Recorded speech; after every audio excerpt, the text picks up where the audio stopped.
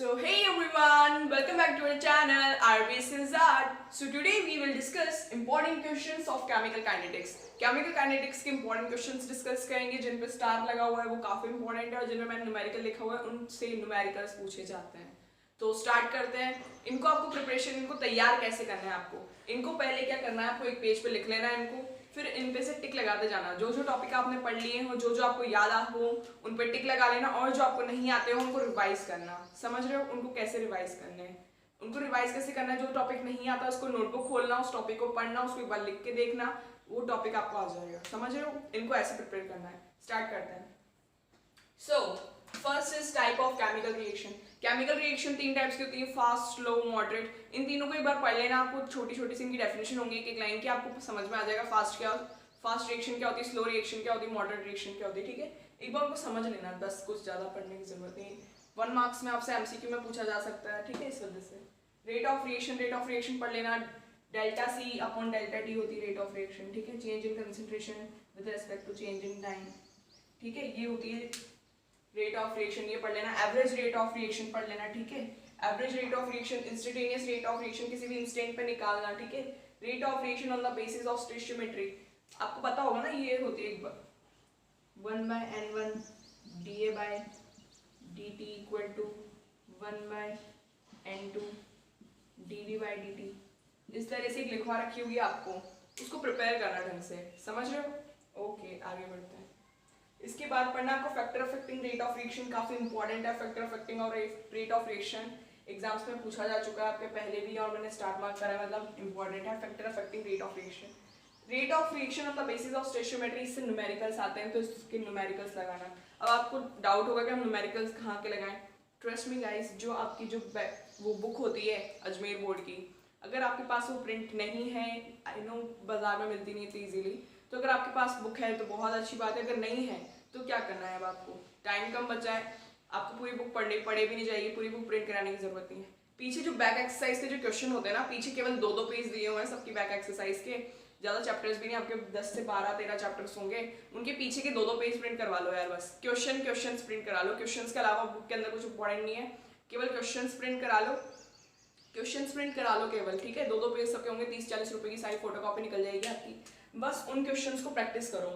Questions के अलावा book मत प्रिंट कराओ. केवल क्वेश्चंस करा लो. 30-40 रुपए में आपके सारे पेजेस प्रिंट हो जाएंगे. उनसे क्या करो, उनके न्यूमेरिकल्स लगाओ. बस आपके सॉलिड स्टेट उसमें जो पीछे के क्वेश्चंस दिए हुए वो कर लो. केमिकल काइनेटिक्स के कर लो, सॉल्यूशन के कर लो, इलेक्ट्रोकेमिस्ट्री कर लो, सरफेस केमिस्ट्री कर लो. वहां से प्रिपेयर हो जाएंगे. समझ रहे हो. अब सुनो आगे.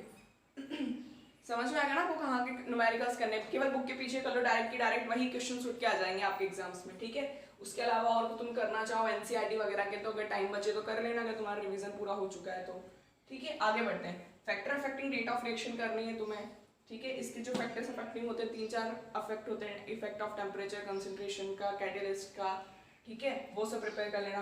रेट लॉ प्रिपेयर करना अच्छे से. ये भी इंपॉर्टेंट है. इसकी डेफिनेशन पूछी जा सकती है. ऑर्डर ऑफ रिएक्शन आप जानते हो. ऊपर की जो वैल्यूज होती हैं उनको सम, उनके एलिमेंट्री जो भी ऊपर वैल्यूज होती हैं अगर उनका हम सम कर दें तो हमें क्या पता चल जाता है. ऑर्डर ऑफ रिएक्शन पता चल जाता है. तो इसके न्यूमेरिकल्स आ सकते हैं ऑर्डर ऑफ रिएक्शन के. इनको अच्छे से प्रिपेयर करना. फर्स्ट ऑर्डर रिएक्शन क्या होती है, जीरो ऑर्डर रिएक्शन क्या होती है, इन सबको अच्छे से प्रिपेयर करना. ठीक है. यूनिट ऑफ रेट कांस्टेंट अच्छे से प्रिपेयर करना. ठीक है. इंपॉर्टेंट है ये. Mechanism of rate of reaction पढ़ना है. जो भी होता है वो कॉम्प्लेक्स और एलिमेंट्री उनको अच्छे से प्रिपेयर करना. ठीक है.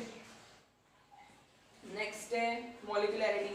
मॉलिक्यूलैरिटी आप ये जानते हो कि number of atoms ion participate in a chemical reaction are known as molecularity. ठीक है. इसको अच्छे से प्रिपेयर करना. मॉलिक्यूलैरिटी इंपॉर्टेंट है काफी.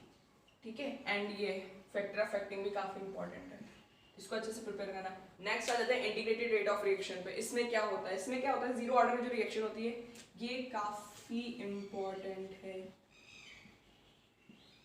ठीक है. इसमें क्या होता है ना कि जीरो ऑर्डर में जो रिएक्शन होती है इसका डेरिवेशन पूछा जाता है आपको कि जीरो ऑर्डर रिएक्शन का फॉर्मूला जो होता है उसका डेरिवेशन करो पूरा.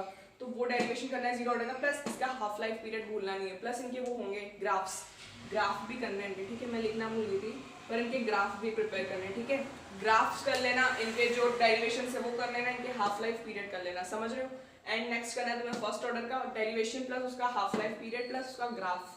क्लियर. नेक्स्ट करनी तुम्हें सूडो फर्स्ट ऑर्डर रिएक्शन. इसको अच्छे से प्रिपेयर करना. सूडो फर्स्ट ऑर्डर रिएक्शन को काफी इंपॉर्टेंट है. इसके एग्जांपल्स भी कर लेना कवर, ठीक है, इसके एग्जांपल्स भी लिख लेना। क्लियर? तो बस तुम्हें ये सब चीजें पढ़नी है। इनमें से तुम्हारे इस चैप्टर में से न्यूमेरिकल्स 100% पूछा जाएगा।